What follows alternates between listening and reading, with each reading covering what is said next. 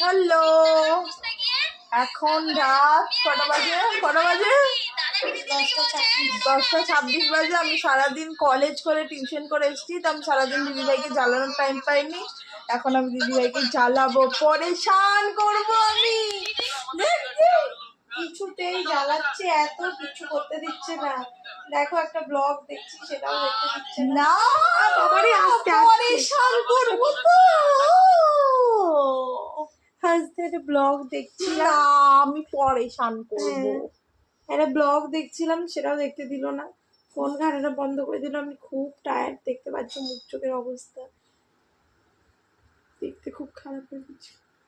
লাগে যেমন দেখতে লাগে, খুব খারাপ লাগছে দেখতে।